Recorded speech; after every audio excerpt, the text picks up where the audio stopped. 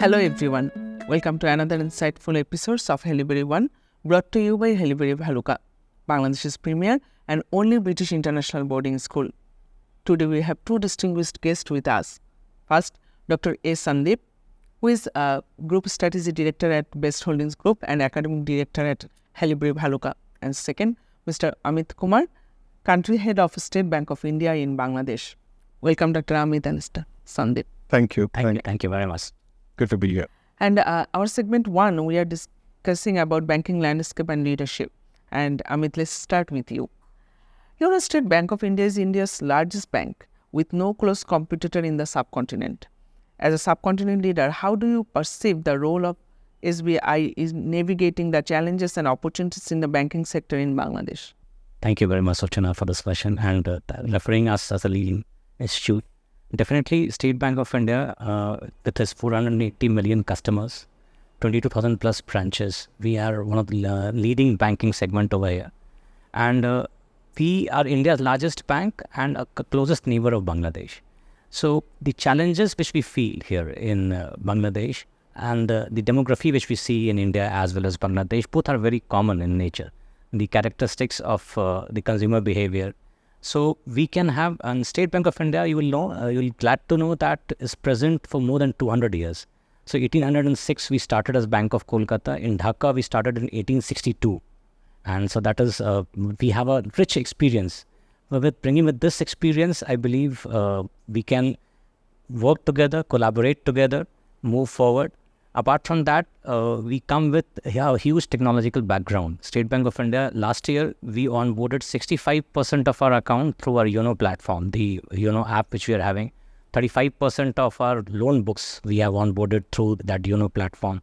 And Bangladesh, recently Prime Minister has come out with a digital Bangladesh project in Bangladesh. So I think this technological and innovation experience which we are having, that will help both the countries to move forward. Thirdly, the compliance culture that we are present in 29 countries. They all have very complex compliance and risk structure. And with our experience, I think we will be able to imbibe that structure over here.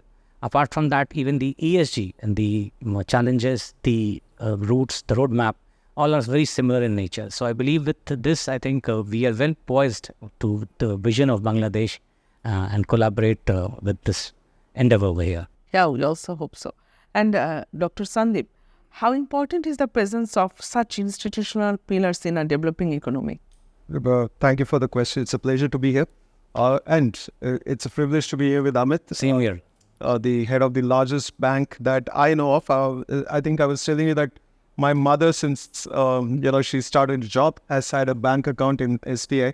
And institutional pillars, SBI defines what an institutional pillar is. Now, banking as a enterprise always helps an economy. You and I know if we wanted to buy a house and if we want to save the money to buy the house in 20 years, we'll never be able to save it, right?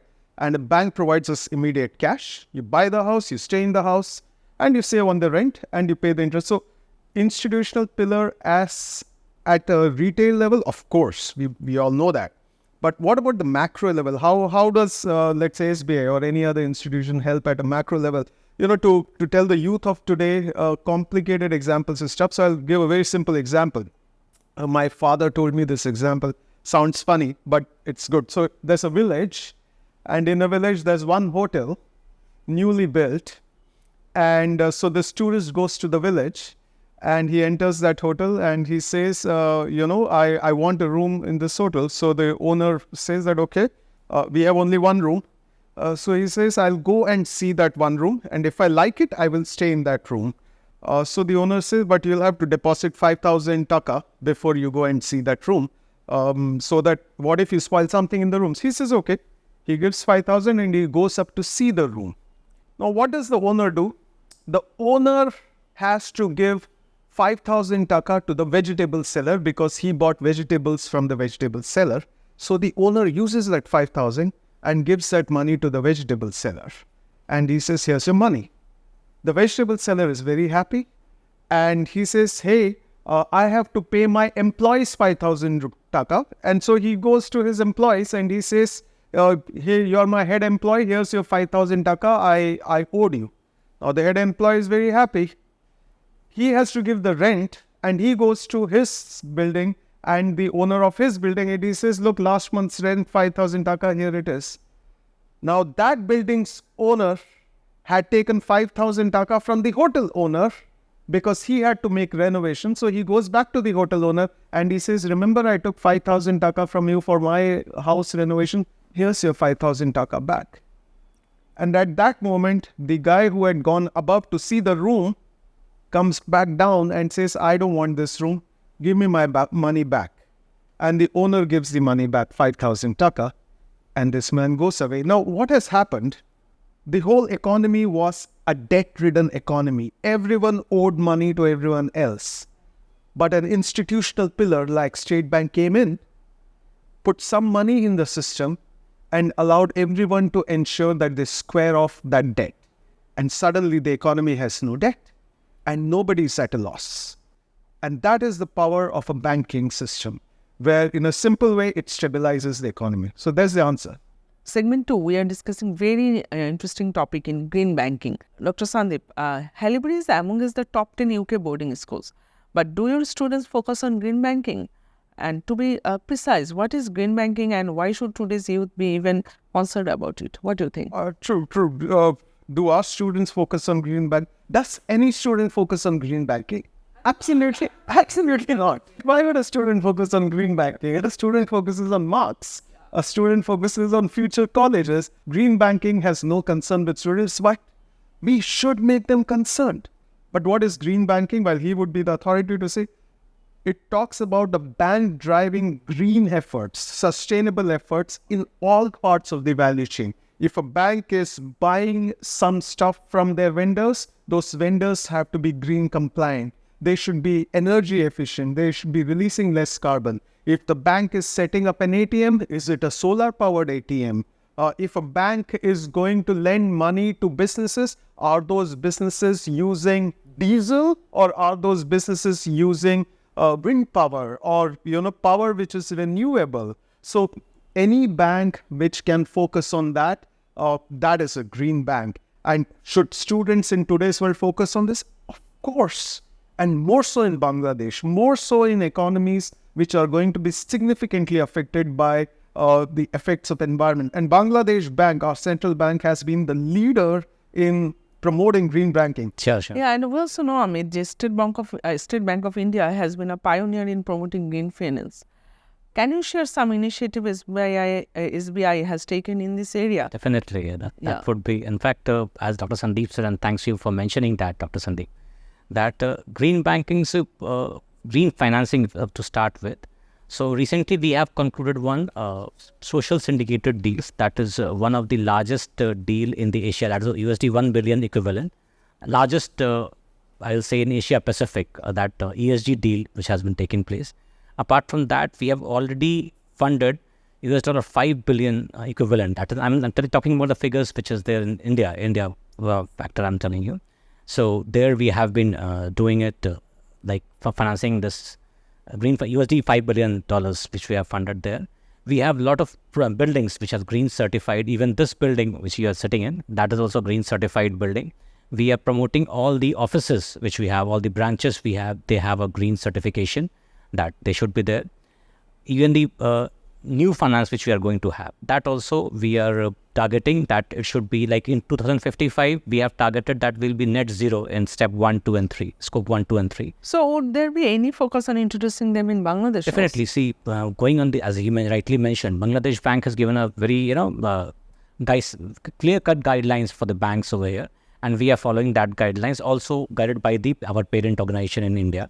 So here, the target for green financing for us set by Bangladesh Bank is 2% of our total loan portfolio has to be under green finance. We have already achieved 6%. So we are above that. We are targeting to achieve 10% by the end of this year. Again, in sustainable finance, the target set up by Bangladesh Bank is 15%. We have already achieved 21% and well poised to achieve 25% by the end of this year. Financial literacy is crucial for the youth. Yet many youth of today cannot give the difference between current versus savings account. Leave alone talk about GDRS. How can financial institutions contribute to enhancing financial literacy among young people? And what steps in State Bank of India taking in this direction? Very, very relevant question, I would say, Suchana, that we have raised is, there's no doubt that financial literacy has to be introduced to the children. And as far as our concerns, like we have taken various steps in order to introduce financial literacy in the children and the youth. Bangladesh Bank also has come up with guidelines that what we should do. So we are conducting workshops in schools and colleges about financial literacy. We have also, all the banks in Bangladesh, they have a dedicated portal where you can find the contents about the financial literacy. We are running various campaigns like the road shows and all, where to teach about the financial literacy to the youth. And even in the online banking apps and all, you can find various links to the financial literacy related to that portion of that content. How do you envision integrating financial literacy to ensure that our youth is well prepared for financial responsibilities? Well, good question. But there's another question behind it. The real question is, what is the biggest challenge that the youth today in Bangladesh face? Is it a lack of ideas? No. Everybody has a great idea. Is it a lack of passion? Absolutely not. You talk to a person, I teach in North-South, I teach in IBM. When I meet the children, they're full of excitement. The biggest challenge is money. Now, why is that the biggest challenge? Is there no money in the market? There is. But the challenge is not the lack of money. The challenge is that they don't know how to get that money to become the entrepreneurs that they want to. So it is highly imperative that it's not just State Bank of India which does these programs, because one bank can only do so much. There has to be an integrated effort by all the banks to understand that it is only to their advantage that if they undertake these workshops, these sessions with children, with youth of today, in colleges, in universities, telling them, look, we have 20 crore taka as a small business loan scheme. We have 2,500 crore taka for helping you set up green businesses in power and energy. They don't need their own collateral. All they need to be told is, this is the way to apply for the loan, this is how the business plan is to be made, and this is how you can start businesses. And that is what will drive the spark in thousands of our youth in various cities, districts, to start new businesses. So financial literacy is not just financial literacy on how should I open a bank account. No. How do you start a business to ensure the Bangladesh economy can go at 2x rate than just the 1x rate that it's going, which is also very good. Yeah, Sandeep. And definitely our discussion will go on, but it's break time. And after the break, we'll discussing about banking education for school children. So don't go anywhere. Stay with us.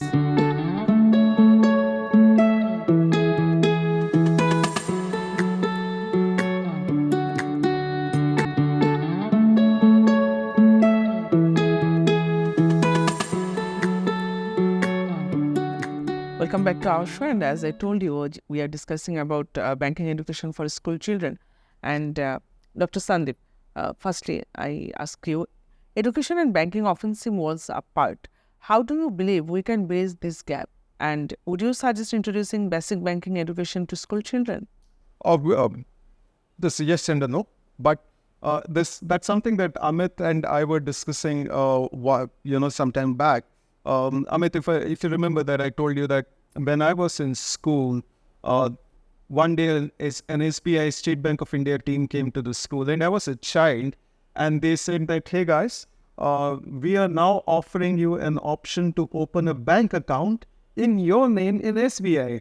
I don't know how you manage that, but I was, just in 4th class, and they said that with a guardian, I could open a bank account in SBI. Correct. It excited me so much. And I think now even the 10 students who has attained 12 years of age can even have their ATM cards. That is a basic, introduction to banking. If we start the kids at that age, that level, they know that importance of thrift, importance of savings, and how they can use that funds in future. It really motivates a child to start thinking of the same thing that I said, entrepreneurship. So why don't you guys? Definitely, I think we'll take it forward here as well. And that's why, Amit, from a banking perspective, I ask you a question. What role do you see financial institutions playing in educating school children about the fundamentals of banking and finance?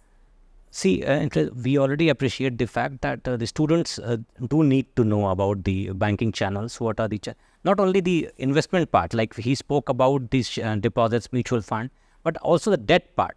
I have seen many youngsters, they are just join an organization and they buy a credit card and they keep on spending and they're not able to repay back. Then they get into a debt trap in the very beginning of their career. So that they have to understand from the very beginning perspective. And I think we have to speak them, communicate them in their language. So I think I was going through some reels and Instagram reels and all. There are some very good videos about financial literacy. I think banks should also, I'm thinking about introducing in our organization itself that bringing some educational reels for children.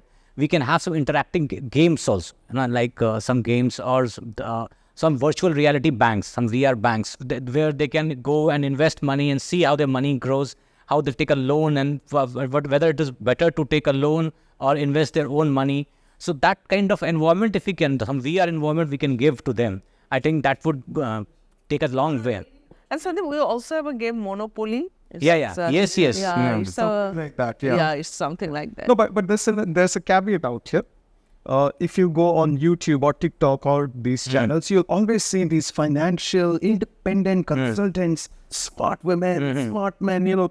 I had 1 crore in 2021. Today I have 10 crores. Learn from me how I made it into... And what they would speak, they would have 1 million subscribers who are following their wrong strategies. Correct. And absolutely, unreliable strategies. And that is what I would say as a caveat. Do not follow these unregulated independent financial advisors. It's absolutely perfect to follow great banking institutions like SBI or our Bangladesh Bank, the regulatory advisory. That's what should be followed, and not anything else. And that's the there is more role of the bankers come into play. We need to create such kind of content for the children, so correct content, so that we feed them the correct information rather than going diverting into some other channels. Absolutely. So there was one thing I wanted to share out here. As it's a topic about banks, my whole family has been in banking since decades. So my father used to work in Standard Chartered Bank. My sister used to work in a multinational bank all their life, and later on she shifted to a software firm. But the question I have to you, Amit, you are a career banker, correct? In State Bank of India. We've discussed various topics about banking, dream banking, but there's another topic that children of today, youth of today are interested in, is a banking career. Why should children choose a banking career? Should they choose a banking career? And why did you choose a banking career? Yes, a very good topic. So, I think so. In fact, just like your father was in bank, as you mentioned, my father was also in the bank, and that motivated me to come to the banking sector. So, and that was the most sought after job at that point of time when I was searching for the job. And we don't need any technical education for coming to the bank at that point of time. But today, I believe that, banking is a profession which is ever evolving. I have come through various processes. We have learned that how to change ourselves. We started from a manual banking and standalone computerization, and then core banking, and now in digital and app banking. So this is a place where you have to adopt yourself according to the situation as soon as possible. And this gives this is a career which was there 200 years back, and it will be there for 200 years going forward. So banking is an excellent, I think, career opportunities for any youth. It is very exciting. You can get connected with the various aspects, various stakeholders of the society. Like I mentioned about the children we interact with. I also interact with top corporates. I also interact with the investment bankers. So this is a really interesting area, and you can hone your skills over here in the different areas. Like you have not only investment banking, you can also go to HR, you can also go to learning education. We have staff colleges in India. Like we also offer it to the Bangladeshi bankers to provide the training. So you can have that, you can follow that card. Whatever your hobby is or whatever your skills are, you can hone that in State Bank or any banks. Very interesting. So there are 3 terms in banking which we keep hearing, children keep hearing, youth keep hearing, I keep hearing, I kept hearing, and I couldn't make a sense of it. My dad would come and say, we are getting into investment banking. I had no idea what is investment banking. We are getting into merchant banking. I had no idea what is merchant banking. Or treasury. My cousin joined treasury. What the hell is treasury? So we know corporate banking means dealing with corporates, retail banking means dealing with, individual, but what is investment banking? What is merchant banking? And what is treasury for all its worth? So, see, bankers deals in money. It's a very simple operation, I would say you. How you invest your money, how you employ your money, and how you serve your customers. That is the only, the technical difference between that. So, either it is my money, I take my money that we take from the depositors. How do we invest it? We keep our money, say that give loans or investment government treasuries or some bonds is there. So like treasury operations, when we invest in the government organizations, bonds or bills, so that is handled by the treasury. That where the money will go. Like we have short-term deposit, long-term deposit, how that will channelize into various sector. That basically talks about the treasury banking. Investment banking is that suppose you're a big corporate, you want to have channelize your funds. We are having an experience in that. So we can tell you that, you can channelize your funds in this, say, mutual fund as shares, how much you can invest in corporate bonds, government bonds. So this is the... But I have no idea what is merchant bank. Do you have an idea? No, absolutely. I also So what is a merchant bank? Merchant banking, again, that is similar to investment banking, I would say you. That will tell you that, again, how we can invest your money. I mean, where you can raise the funds, whether you can raise the funds through equity, through debt, through raising bonds. So something that deals in the stock market. So if I want to go public, if I want to take my company public and get money from the public, not through banks, but through the market, then I go through the merchant banking, yes. Thank you, Dr. Sandeep and Amit, for sharing your valuable insights on banking, leadership, and financial education also. And to our viewers, remember, knowledge is power, and understanding the financial world is a key part of that. Until next time on Haileybury One, this is Shuchana signing off. Stay curious, stay informed. Goodbye.